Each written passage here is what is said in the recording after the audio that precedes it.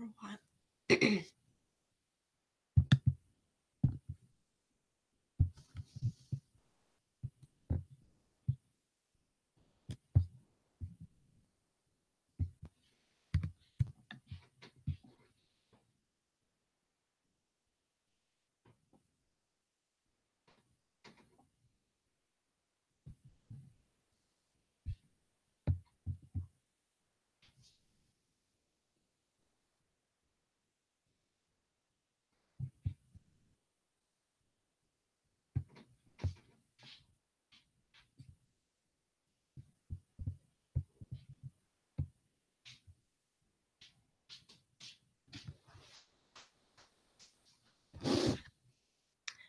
Why must the internet be so slow?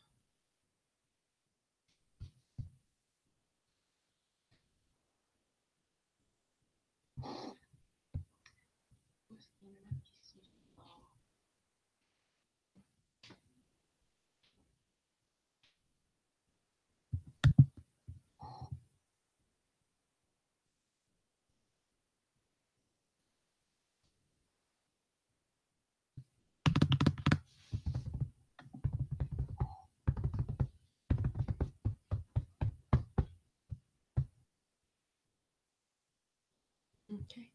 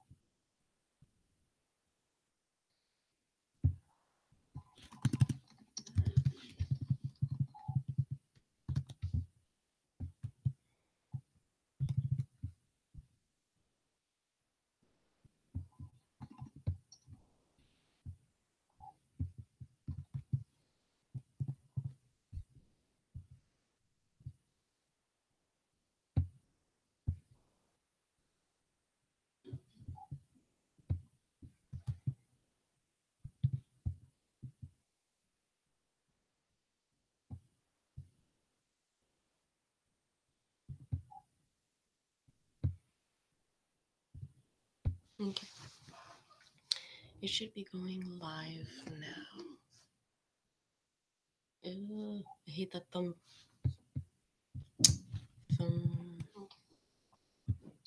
It should be going live.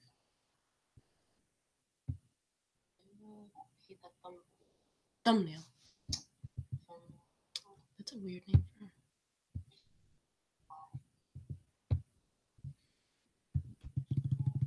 Okay. Thumbnail.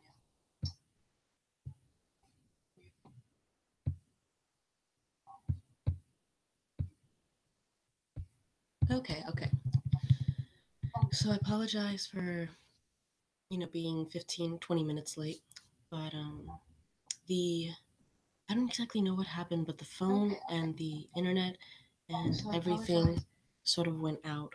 So I had to use my phone for its personal hotspot, so that way I could have internet connection and be able to do the live stream, but the live stream wasn't supported by my phone.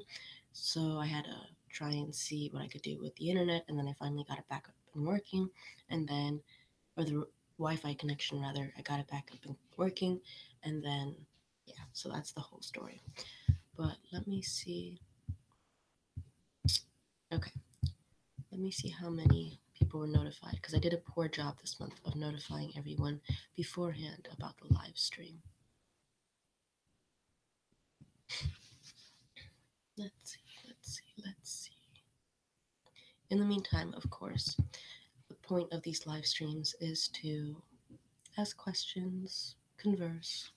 So, and then on top of that, I have been sick this month.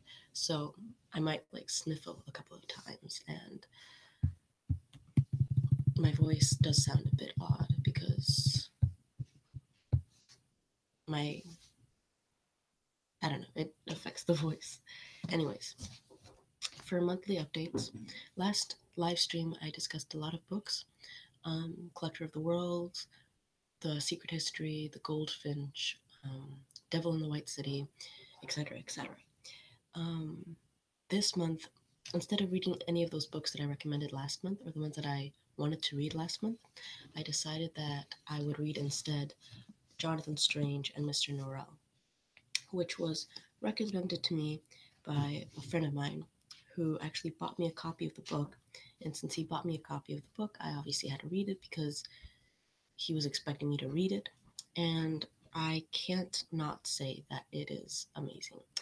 It is a really interesting read, and I would highly recommend it to anyone. Okay, there we go.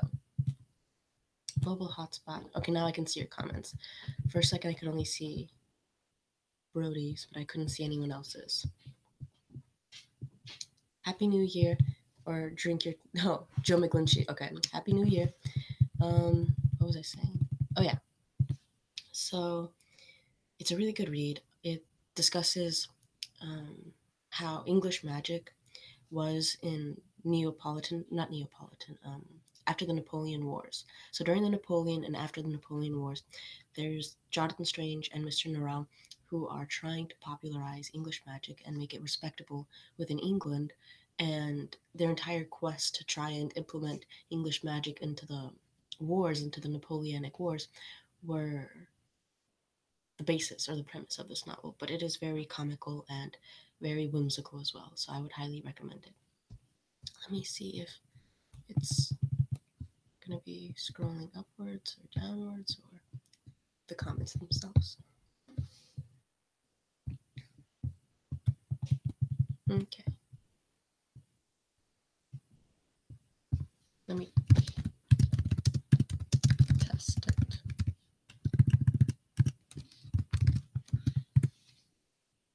Okay. So what was I saying? Along with Jonathan Strange and Mr. Norrell, I also have been reading the Lord of the Rings trilogy, and obviously I recommend those as well. I finished The Fellowship of the Ring, and I finished I didn't finish. I'm halfway through the Two Towers, and accompanying Jonathan and Strange and Mr. Norrell with Lord of the Rings trilogy gives you this sort of sense of, I don't know, it makes you feel like you're in this fantasy world that is filled with wonder, and it makes everything nuanced, or not nuanced, but like every modern day activity or every modern building, anything that's just like, you know, of the mundane, feel like there's something magical about it. So I really am enjoying the experience of reading this book along with The Lord of the Rings, not only because are these books very interesting and very, I don't know, it's just very interesting. Lord of the Rings being very historical, Jonathan Strange and Mr. Norrell being very, it's a modern book, but it's still has that magic of the mundane is actually magical as well. I'm enjoying the experience of reading them because it kind of adds a flavor to my everyday experience. So I highly recommend that. I'm trying to think of what other things to recommend. Well, first off, let me throw a question out to the people watching. How did your New Year's go? My New Year's was very, very nice. I just kind of went to a gathering. There was music being played, live music being played by people in attendance, and we went into the woods, and it was a very nice sort of cabin in the forest, people playing live music. And what else happened? Oh, well, we played Super Smash Brothers, and yeah, it was really, really nice. You slept through New Year's? Yeah, I would probably done the same. I was falling asleep over there too. I like sleeping at a nice sleep schedule. But I'm trying to think of what else happened. I also went bowling and played a couple of board games. So yeah, that was basically my New Year's in a cookie. However, I think I'm going to start discussing movies now because I have my movie collection staring me right in the face. So I'm going to be gone for just 2 seconds.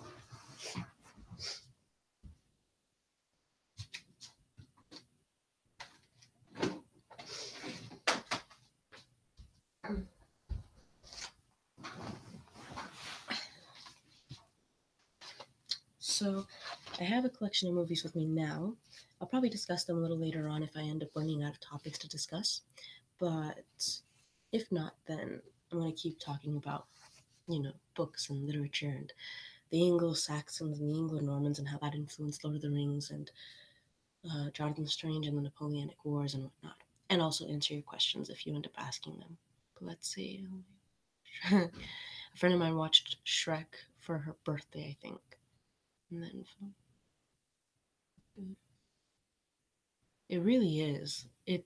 I mean, it was Super Smash Brothers was kind of ruined for me for a little while just because when I was 14, we had Guitar Hero and Super Smash Brothers. And I liked both games, but I wanted to play Guitar Hero a lot more than everyone else did. And everyone else wanted to play Super Smash Brothers 24/7, and they never cared about Guitar Hero. I mean, they liked Guitar Hero, but because they were so obsessed with Super Smash Brothers, they didn't play it ever. So I kind of got annoyed after a couple of months of just playing Super Smash Brothers and never playing Guitar Hero that I just kind of got annoyed by Super Smash Brothers. I was like, oh yeah, that game, the one that everyone always obsesses about. So it wasn't until now that I ended up re-liking the game again after after a little while has passed. Let's see. Wow, 4 a.m. That's late. I couldn't make it. I was too sleepy. I think by 2 a.m. I ended up going to sleep. Let's see. Oh, that sucks. I hate it when your family drags you out to do stuff and it's like, how about you acknowledge my answer and just respect it? Oh man, that sucks, the flu. I had a cold and a fever, but the fever subsided by the time we went out. The good thing is that when I ended up going out with the group of people, we all had colds. So it's not like anyone was infecting anyone else. We were all just sitting there in this group of diseased people, just coughing and sneezing over one another. It is I recommend it highly. It is my friend's favorite novel. I really enjoy it. It has a lot of dark fantasy elements to it, which I really appreciate since dark fantasy is my favorite genre. And it's very detailed. It has a whole world that Susanna Clark has built up around it. It's very well thought out. It's, how many pages is this? My copy is 1,006 pages, and I'm on page 510, I think, or 515 rather. So it is such a great novel. I can't underestimate that. I'm not going to go too much into detail about the plot because I don't want to give it away. But let me see if there's a summary or a synopsis. Okay, I found a synopsis. At the dawn of the 19th century, two very different magicians emerged to change England's history. In the year 1806, with the Napoleonic Wars raging on land and sea, most people believed magic to be long dead in England, until the reclusive Mr. Norrell reveals his powers and becomes a celebrity overnight. Soon another practicing magician comes forth, the young, handsome, and daring Jonathan Strange. He becomes Norrell's student, and they join forces in the war against France. But Strange is increasingly drawn to the wildest, most perilous forms of magic, straining his partnership with Norrell, and putting at risk everything else he holds dear. What kind of magic in an 800-page novel seem too short?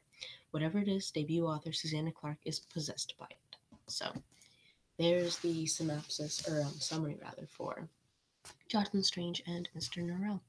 And Guitar Hero is such a great game. I also miss it too. It was so good. But then it ended up kind of becoming more and more. I don't know. I liked the earlier Guitar. I think my favorite Guitar Hero were the first three, I think. I feel like there was something wrong with the second one that I didn't like.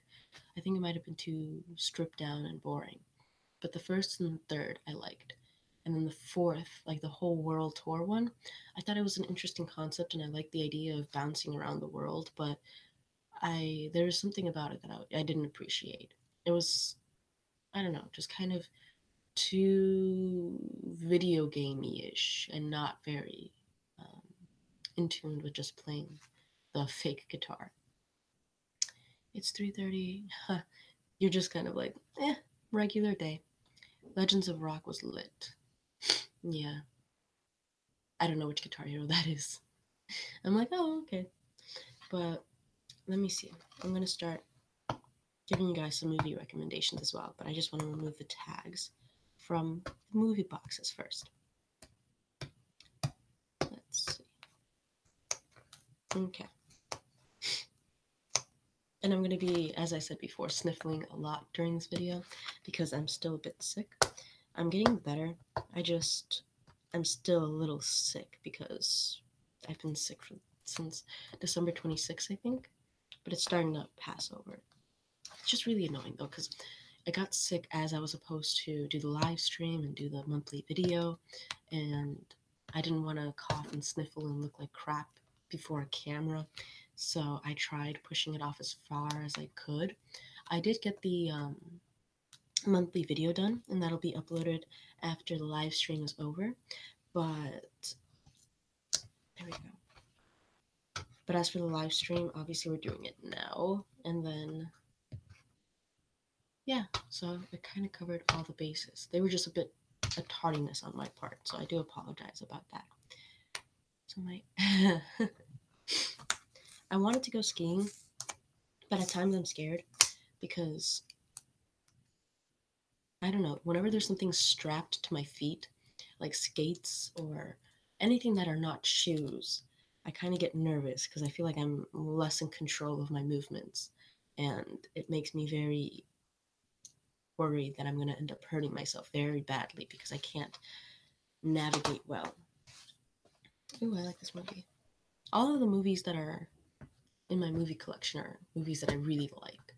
So whatever movies I ended up grabbing at random, because I just grabbed a bunch of movies at random, I really like them all.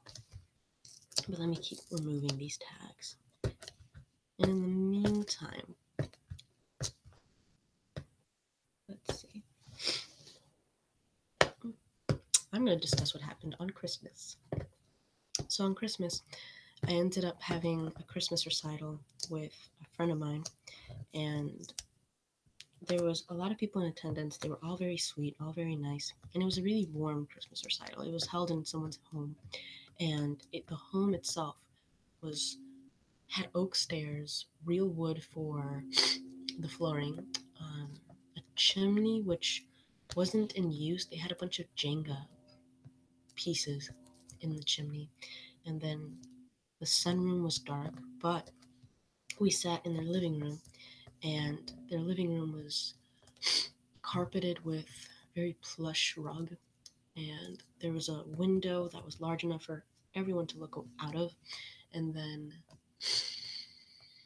a library, and then a grand piano where everyone played piano, and everyone brought their own guitar.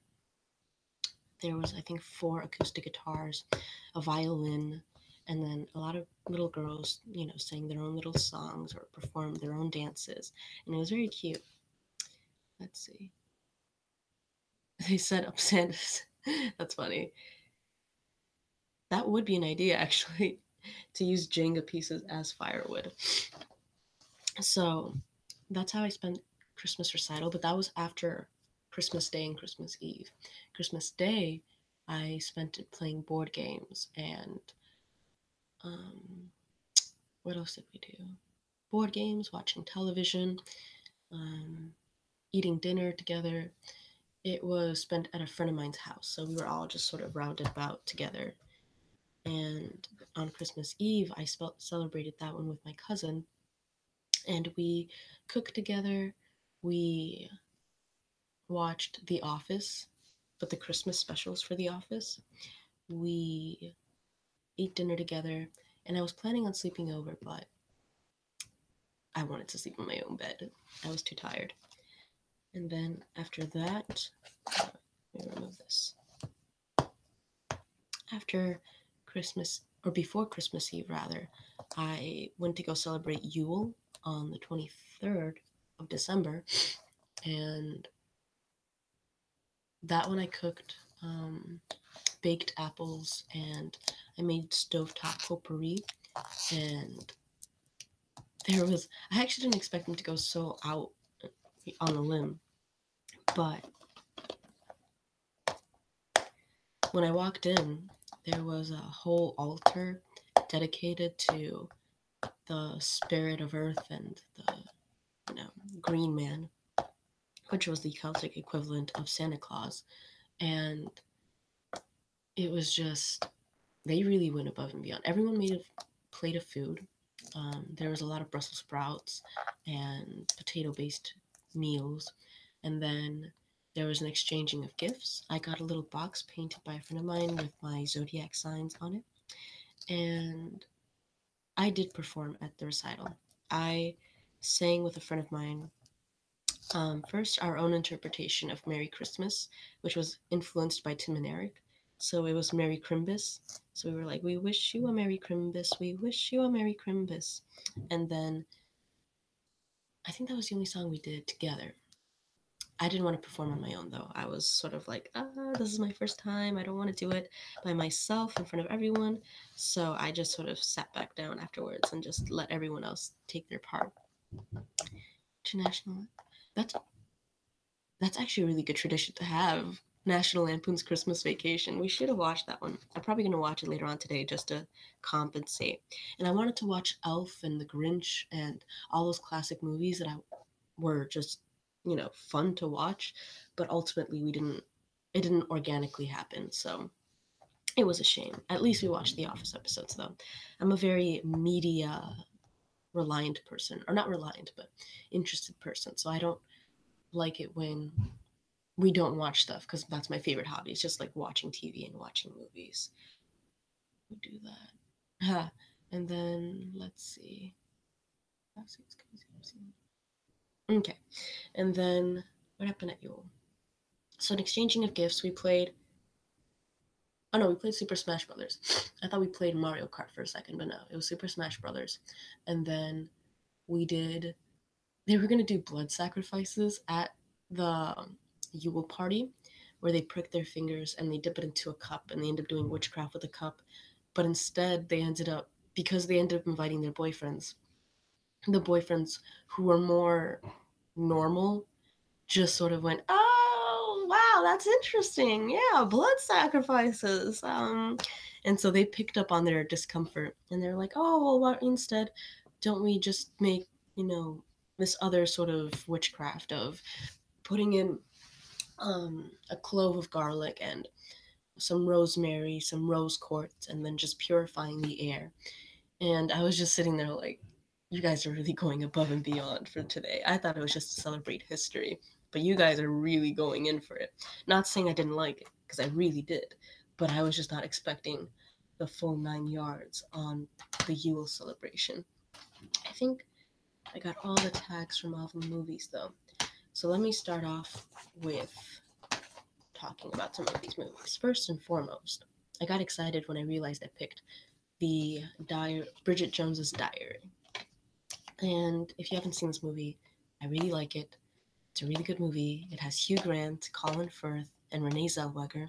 Renee Zellweger, I feel like, is a little bit of an underrated actress, especially in this performance because she nails the English accent. But otherwise, Hugh Grant is just very attractive to me, and Colin Firth is also very attractive to me. And I think this story is inspired by another story, but I don't know. Oh, Pride and Prejudice. Yep, this movie is based off of, it's an interpretation of Pride and Prejudice. And what I also like about it is the fact that Colin Firth, who also played Mr. Darcy in a BBC showing of Pride and Prejudice, at least I think it was a BBC showing of Pride and Prejudice, he played Mr. Darcy in that Pride and Prejudice. And then Hugh Grant was just one of those actors that came over. It was like a British invasion of actors back in the 90s or late 80s where there's this group of young, attractive English boys, or actors rather, who made it big in America, and they were only known as being that dashing English gentleman, basically. So Bridget Jones's Diary is very cool for that reason, because it's like Clueless for Emma, the movie Clueless for the movie or the story Emma, and 10 Things I Hate About You for the story Taming of the Shrew, and She's All That for the story The Twelfth Night. So I always my favorite type of movies, or one of my favorite types of movies, are the movies that are kind of like modern interpretations, or they are modern interpretations of classic stories because they make it more real and interesting to watch. The next one that I have here, another movie recommendation I have, is the classic A Streetcar Named Desire. And if you're not too familiar with Marlon Brando's work, the magic of Marlon Brando's acting is that he's very intuitive with everything that goes into a performance. What makes his acting stellar is that he not only knows how to modulate his voice and his face and express, emotions in a very nuanced way, but he also takes command of the entire screen, of the entire frame. He knows how far up and down his body's being shown within the frame, and he knows how exactly to use that to his benefit in order to better strengthen the character. Was that right? Stop it. No, it wasn't. Was the Big Lebowski an interpretation of Hamlet with the rug being Hamlet's? Wait a minute. I swear to God, if that is the interpretation of that movie, I'm gonna have to rewatch it and cry from laughter all over again. Oh God. No, no, no, no, no, no. I can't even let this pass. Was it? The Big Lebowski, Hamlet. I swear to God. I hope this is a joke that I'm falling for. Let's see. Bridging Shakespeare with Big Lebowski. Let's see this one then. This one is in a PDF. Okay.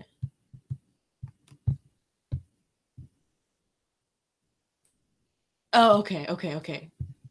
Because there were a couple of links that said that it is bridging it to Hamlet.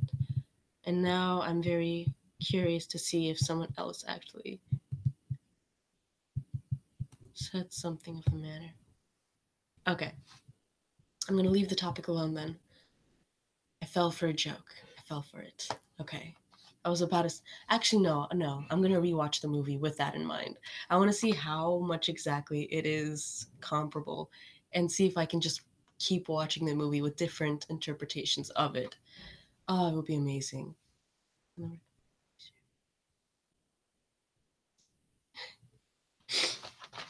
Okay, so what was I going to do? Oh yeah, Streetcar Named Desire, Marlon Brando's acting. So that's the magic of Marlon Brando's acting, is that he works with the frame, and I don't know, it's really nice watching him perform, because when you analyze his performance, you realize that it's not someone acting, it's someone who's very into the character and doesn't distract you from the performances being played out. And obviously Vivien Leigh is also a great actress as well, and I don't know in what stage of her marriage she was with Laurence Olivier. This one's Vivien Leigh. She played Scarlett O'Hara in Gone with the Wind. But depending on the stage of her marriage, it really added on to her performance as well, because she plays a very idealistic and slightly delusional, or completely delusional by the end, woman who is just sort of very anxious and very high strung. And the real Vivien Leigh, the actress herself, also kind of had a nervous breakdown or a mental breakdown throughout throughout her marriage to Laurence Olivier. I think it was precipitated by I think, having affairs, but ultimately it was a mental condition that was pre-existing with her, I think, having bipolar disorder. For the next movie, though, it is Jim Carrey's Man on the Moon. And there is a documentary on Netflix that everyone has been recommending I watch that has Jim Carrey behind the scenes of this movie, explaining his process of becoming Andy Kaufman, which is the man that he's portraying in this movie. It's called Jim and Andy. And what they tell me is that Jim Carrey basically lost himself in the character. And there's even an interesting detail that they mentioned where Andy Kaufman is dead. He died of cancer back in the 80s, I think. he was, yeah, I think in the 80s. He died a while ago. So, no, 70s. Yeah, exactly. Jim claimed that he was possessed by Andy Spirit's ghost. And an interesting detail about it was that Andy Kaufman, who's dead, as I said before, his family, when they saw Jim, they felt a connection with him as Andy. And so they wanted to sit down and talk with Jim Carrey as Andy Kaufman and pretend that it was Andy Kaufman. And they just kind of said their goodbyes and they, made their peace with him while through Jim Carrey as Andy Kaufman. And when I heard that, I really didn't like it because I could just imagine my own loved ones just sort of like, if, for example, in the far distant future, I die and there's a movie for some reason made of me, and the actress herself is portraying me, and she does such a good job that she claims that I possessed her or something, and my family or my friends ended up going up to her and being like, "Oh hey, I need to talk to you as if you were Angelica." I would just kind of be like, "No, no, no, no, don't do that. Just accept that I'm dead and move on. Like this is too weird." So that's what happened there, and I don't know. I still need to watch it because if I can name four people right off the bat that have recommended me this movie, if not more that I can't recall. So I highly recommend that documentary. I haven't watched it personally, but the fact that so many people have recommended it to me, and the fact that a lot of those people I have a high esteem for their opinion, that means that I am forwarding this recommendation to all of you. And I also recommend you guys watch this movie as well. It has Courtney Love, Danny DeVito, Jim Carrey, um, David Letterman. It has a bunch of household names. And I was actually a bit surprised when I saw Courtney Love in this movie because Courtney Love is Courtney Love. But apparently at this time, she wanted to make herself a sort of glamorous Hollywood type model. And she was taking the steps to do so while dating Edward Norton. But after this movie, a couple of years after this movie, she ended up relapsing and going back to being the Courtney Love that she's known for being. And then, let's see.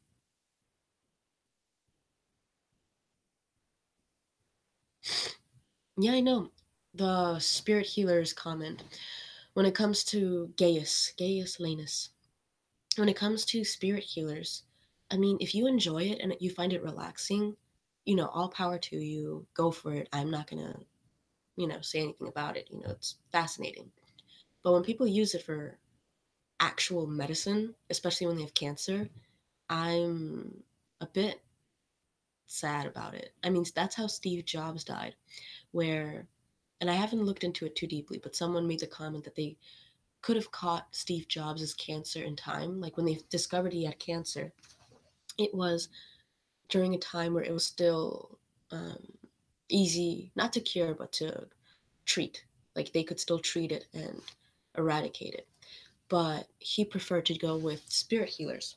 And instead, he, did all the stones and all the holistic healing, which obviously did nothing, but with all the time passing, he ended up slipping into that incurable stage of cancer, and that's how he died. So you would imagine that people would have learned from Andy Kaufman and Steve Jobs and whoever else has passed away because of their confidence in this type of holistic healing, but unfortunately not. I still can't blame people for liking them because it is interesting.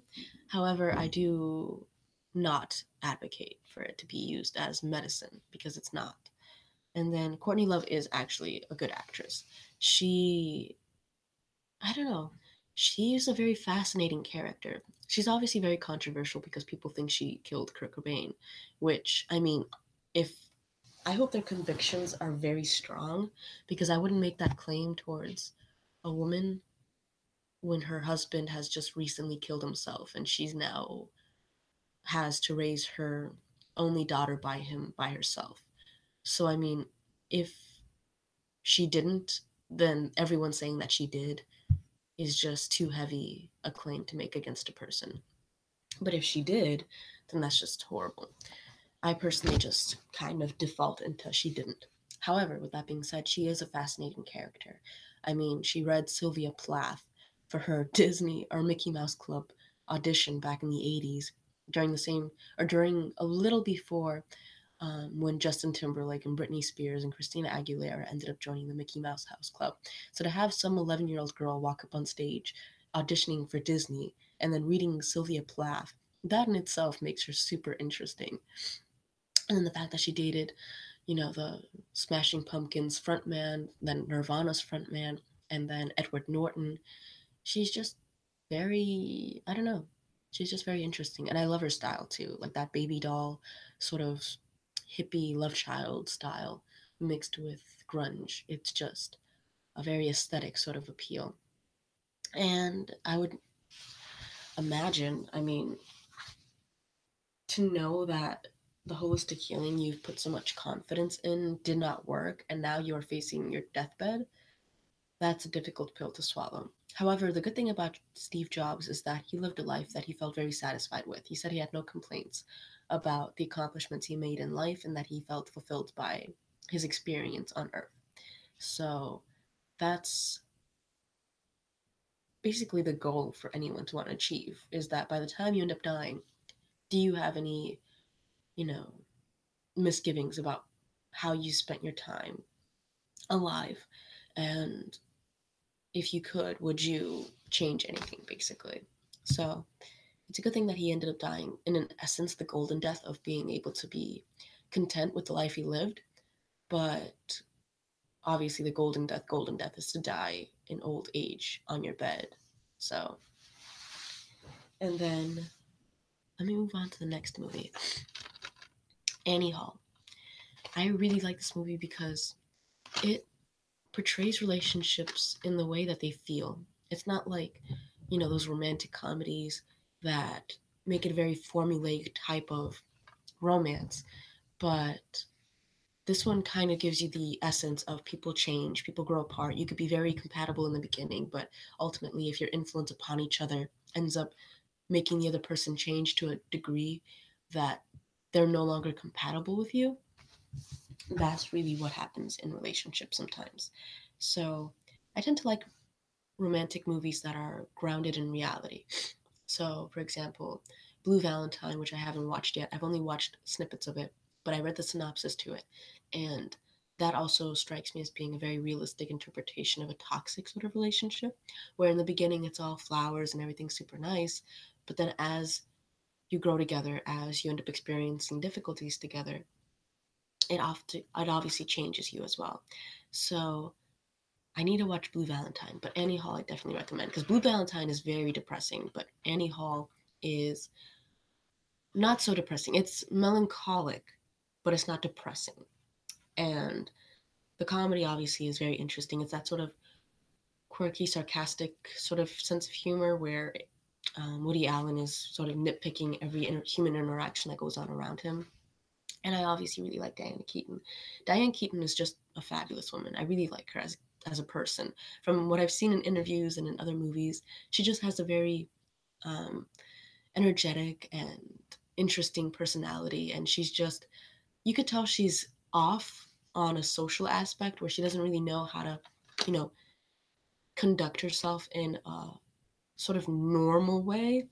She's just very awkward, but she owns her awkwardness at this point where, she chews ice and she talks about tantric sex randomly and at detail and at length, but she just giggles it off. So she's just an interesting character and I really like her. And she also dated not Al Capone, Al Pacino and Warren Beatty, but I mean, who hasn't Warren Beatty dated? So she's a very interesting character and I really like her as an actress. But let me move on to the next movie. This movie I have a lot of feelings for. It's Across the Universe, and I remember I was trying to watch this movie for 2 months. That's why I have a lot of feelings for it. Because when YouTube was actually YouTube and not what it is now, they had 15-minute segments of movies sometimes where people would just, download a movie and they would re-upload it onto YouTube and they would snip it off at 15 minutes because that was the maximum amount of time you were allowed to have a video up at that time. And I would try to watch this movie in those 15-minute segments, but some of those segments were um, taken down on a copyright basis. So there's only a couple of them that I could watch. So I only watched 15-minute segments of some of the movie. And I kept trying to find new segments posted by other people to try and keep up with the movie that I was watching. And for 2 months, I was trying to piece together this movie until finally, I think I ended up just renting the movie. I just called it a quits and I just decided to check it out. And I really like the movie. I like the songs. I think that Evan Rachel Wood is a beautiful singer. I think that Jim Sturgis is a very handsome guy, and he really looks like Paul McCartney to me. I mean, not in the face and the facial structure, but mostly in the fact that they both have very small Cupid type mouths and big eyes that are round and puppy doggish. And I think even the eyebrows, although Paul has very thin eyebrows. No, no, no, not the eyebrows. Because Jim Sturgis has thicker eyebrows and Paul has like those very thinly lined eyebrows. So I really like this movie. The singing is on point. They end up connecting, if you haven't seen this movie, it's a movie about a number of the Beatles songs. I think mostly from the. Which album is it most? No, no, no. It's from all of the albums because it also has I Want to Hold Your Hand and If I Fell in Love with, or If I Fell. And they also have Helter Skelter and The Benefit of Being Mr. Kite. So it's a movie that connects all of these songs together and it makes it into this story. And the story itself is illustrated very well. For example, in I Want You, She's So Heavy, like I Want You, brackets, She's So Heavy. They end up making this entire performance where it's set in the military and Uncle Sam is pushing all of these men into boxes and, inspecting them, and they're all in this sort of factory. And it's this whole performance, but it's still within the narrative of a movie. So I really like it. It's a interesting thing to watch and listen to, and the story itself also pulls you in. But yeah, I need to rewatch this movie. I've just convinced myself to watch it again. Pardon me for sniffling so much. I'm still, as I've said before, a bit sick, but I wanted to get the live stream done earlier on in the month instead of pushing it towards the middle, just so that way I can keep a consistent sort of monthly video instead of making one within the span of a couple of weeks. The next movie I'm going to be talking about is The Graduate, which is a very popular movie among college students and I don't know, nihilists, I guess. I don't know. 2 questions. You seen Rocky Horror? Number 2, you follow any of David Lynch's work? To both questions, yes. I love Rocky Horror Picture Show. I have that in my movie collection actually. It's a great movie. They did make, I was about to say they are considering making a remake of the Rocky Horror Picture Show, but they did make it. And I didn't like it. I mean, I didn't watch it, but when I saw the casting, I was like, Victoria Justice as Jane, and then who was made for Dr. Frankenfurter. I don't know, I just didn't like it. And then the reviews on the remake were terrible. It was unanimously panned. So I expected it actually. So yeah, no, I didn't like it. And then, but for the original though, I loved it. I loved Susan Sarandon. In fact, I just love her as a person. I really like watching her interviews, and I like her other movies, like I like Pretty Baby. That was a very, very controversial movie. But I don't know, Brooke Shields is also someone who fascinates me as well. She's just this very down to earth personality. And she's very, I don't know, for her upbringing, for all the controversy that was stirred around her as a child by the adults telling her what to do, she really grew up to be a very humble, very kind, seemingly kind person. And I always appreciate those qualities. But back to Rocky for Horror Picture Show. I like Susan Sarandon. Obviously, Tim Curry cannot be beat. In the roles that he played, whether it be in the movie Clue from 1984, no, no, no, 86, I think. I think it was in 86. Or maybe it was 89. I can't remember anymore. But Clue, It, Rocky Horror Picture Show, and his cameo rather, on Scream 2, or not Scream 2, Scary Movie 2 It's just the man is a great, funny actor. And then David Lynch's work, I think I've seen all of it except for Eraserhead. Oh, and Mulholland Drive. Mulholland Drive. I've seen Blue Velvet, Twin Peaks. Um, what else have I seen by him? Let me pull up his work.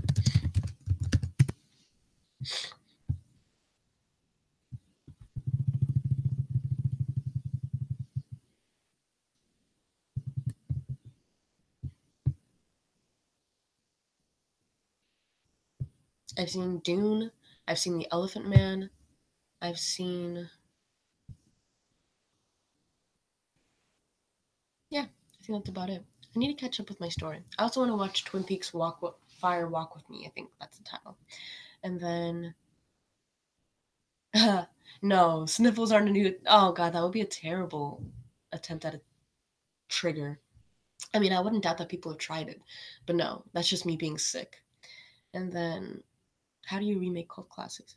It is like it really is. Whenever there's a remake of any movie, I do not like it. We have a, for example, just taking the biggest example possible now in theaters, Aladdin, Dumbo, Mary Poppins, um, Aladdin, Dumbo, Toy Story 4, um, all of those, it's just all remakes. Lion King.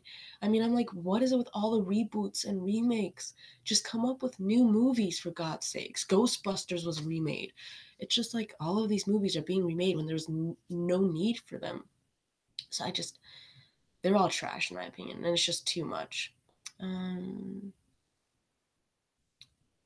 you seen Tim Curry as the Darkness, the devil basically in Legend? Ooh, I have not. I'm gonna note that down. Actually, no, wait a minute. The live chat will be sad. I'll just look through your messages again and then watch Legend because I really like Tim Curry. He's a good actor. He's one of those actors that can do a very creepy role, but in a comic way that's still lovable. He's not like a creepy actor that you only see as being creepy and you can't shake off that impression. He's very nuanced. There's a lot of things going on. Laverne Cox, that was the one I was thinking of when I was thinking of Tim Curry's character who replaced him. And Victoria Justice, as soon as I saw her, I was like, big no for me. Like, why would you have a Nickelodeon star as this? I mean, granted, there's a lot of good actors that come out of children networks, but she's not one of them that struck me as being a good actress coming out of a network. Let's see. One of the actors though was what's his face? He's from Penny Dreadful. Let me look up. He played the butler in the Rocky Horror Picture Show remake. He played the blonde butler, but he plays Dorian Gray in Penny Dreadful. Reeve Carney. And I absolutely love Penny Dreadful. It is one of my favorite shows. So I was very tempted to watch the remake just so I could watch him perform, but ultimately it wasn't worth it. And then the fact that it was universally panned convinced me that obviously the show Penny Dreadful is great because of the writing and because of the performances of Ava Green and uh, what's his Timothy Hutton, I think is his name. No, not Timothy Hutton. That's another actor. But yeah, and the writing. Let's see. Yeah, I need to watch Fire Walk with Me. It strikes me as being a really good movie. I'll probably add it onto my list tonight. I've been in a very media explorative mood lately where I just want to keep reading new books and watching new movies and watching new shows.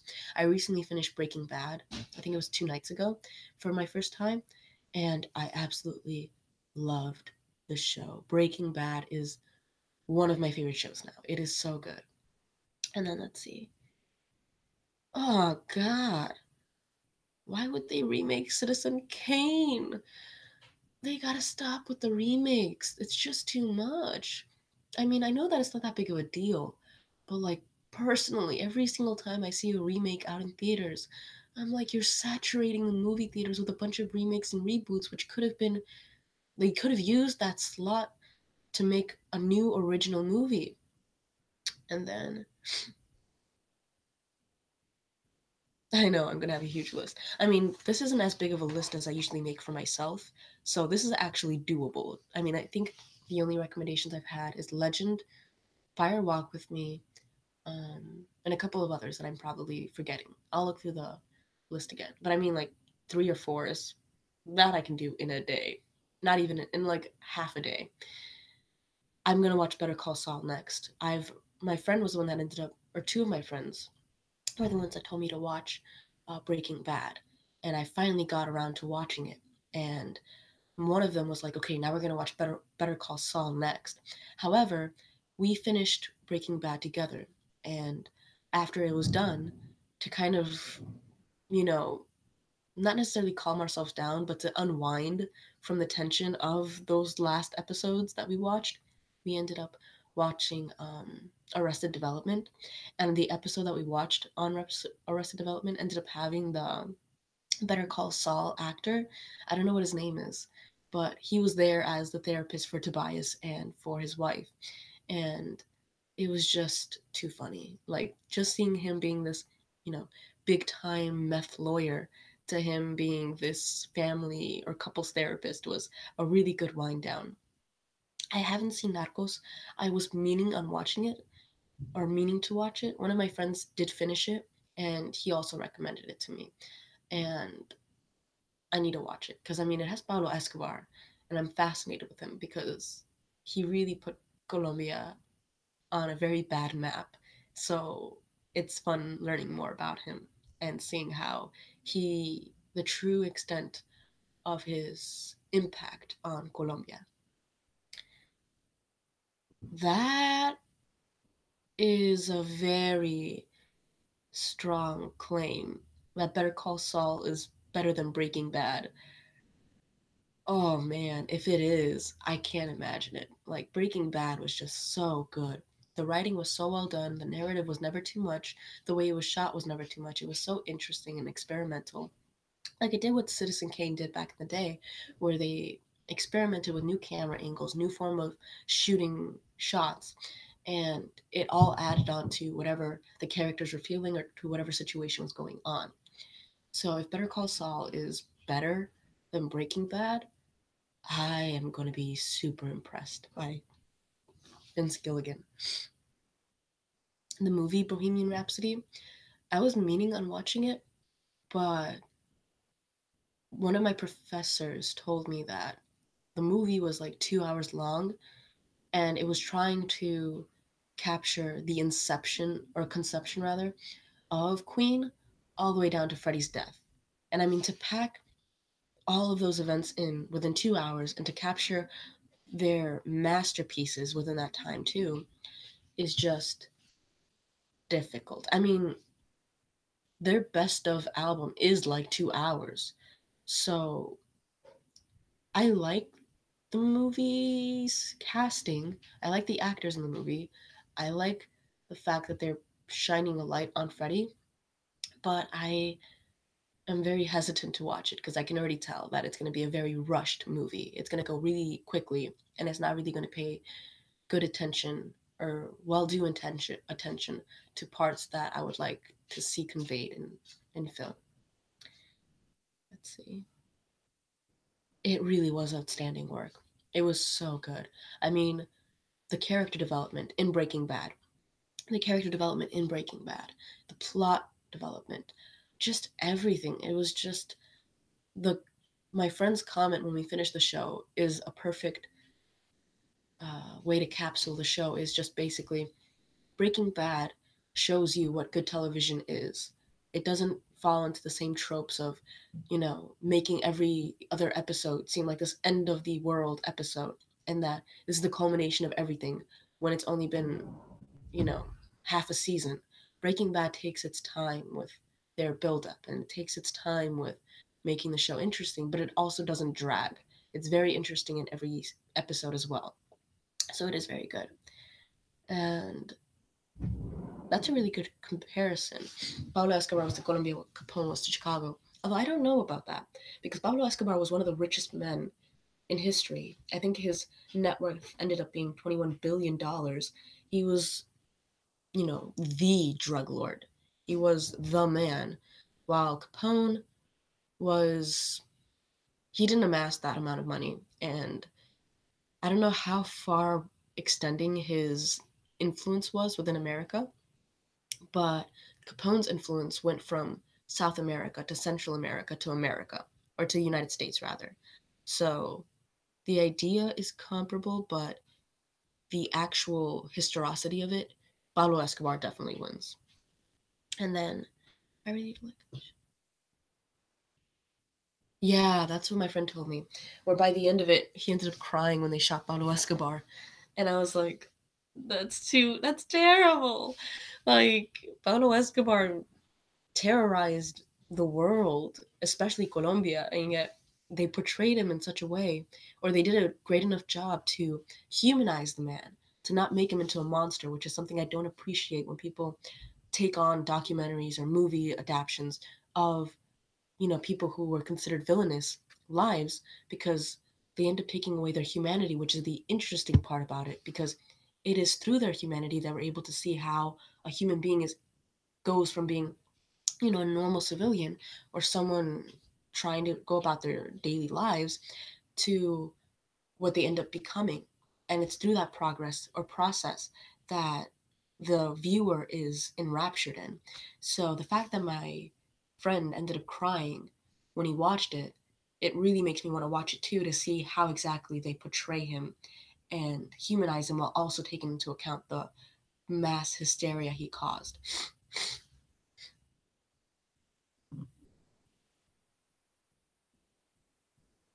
Oh yeah, that's right. People do often associate Colombia with Pablo Escobar in the same way that they associate Chicago with Al Capone. So I would imagine that with Chicago, you know, until it came up with a couple of. I mean, Dark Knight was also filmed here, so I think that's something that might be brought up as well. But I don't know. When it comes to. I would imagine that Chicago is associated with a lot of people, while Colombia is only associated with Pablo Escobar. So I guess that, you know, that equivalency is valid as well.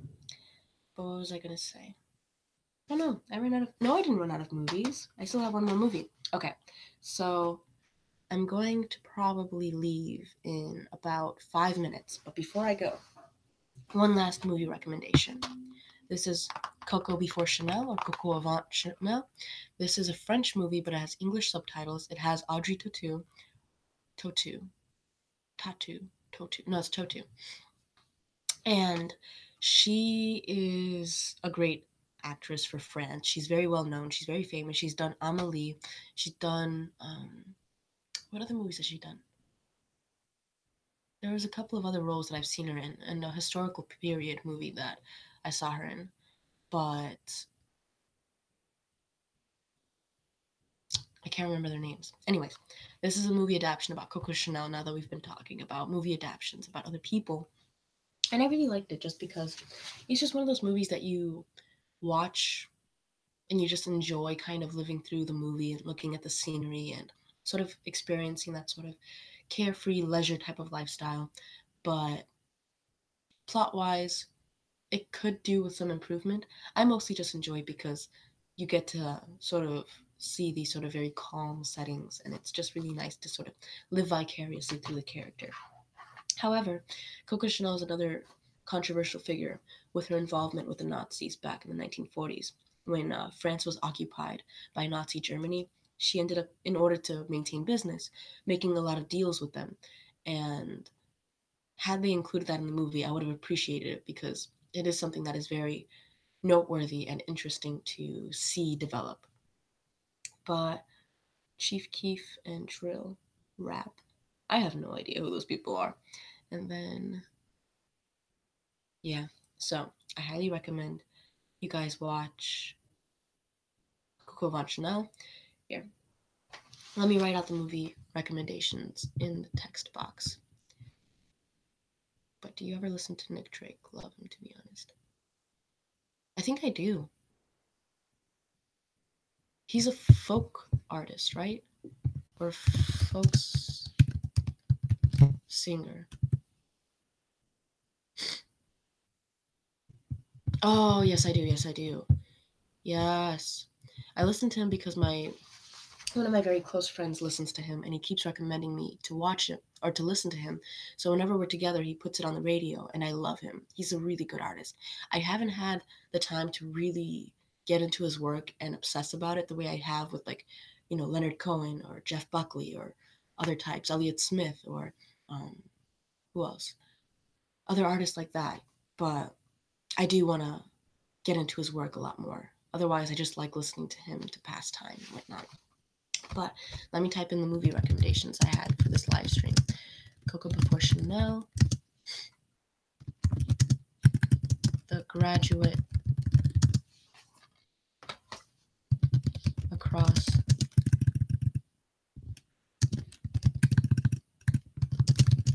also for the next live stream, I think what I'm going to do is I'm going to send out a poll before each live stream, probably a week in advance, to vote on what sort of themes we want to focus the live stream on.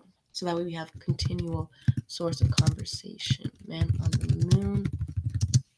So for example, the last live stream we had, it was focused on books. This one has been more focused on movies and TV shows. So we could obviously talk about movies and TV shows. We could talk about books. We could talk about music. We could talk about, I don't know, just any number of topics. I'll probably list them out as things that we can discuss and recommend and kind of, explore together.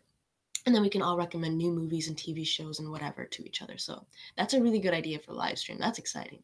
So, Man on the Moon, A Streetcar Named Desire, and Bridget Jones's Diary.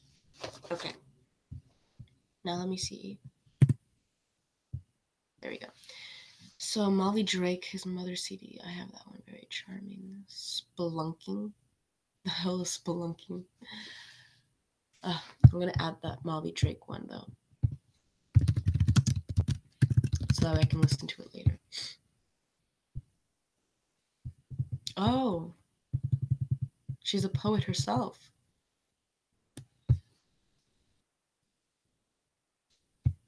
That's really nice. Yeah, I'm probably going to obsess about these people for today and for the next week, probably. So, spelunking is for next month. Let me look up what spelunking is. I hope to God I'm not walking into another joke. Yep. We're going to be spelunking through a number of topics next month. But the hour has been completed. So, yeah, spelunking is cave diving. I looked it up and I was like, perfect. But the hour is completed. So I hope you guys had a wonderful month this past month, and I hope you have another wonderful month. We will live stream. I'm going to change the live streams from the first of the month to the first Saturday of the month. So that way they're more accessible to everyone. For people who work and for people who go to school. On Saturdays, they're typically free, or they, should be free because it's the weekend. If not, then I feel so bad for them. But for the first Saturday of the month, and it'll be held at 12 p.m. Eastern Standard Time. And then, thank you. I'm still recovering and I'm like suffering right now, where I'm trying to like get back in my head. But yeah, and then yes, thank you all for being patient this month and for wishing me well. I hope that anyone who's sick currently is also getting better as well. And I hope you guys enjoyed the live stream this month. So, bye-bye.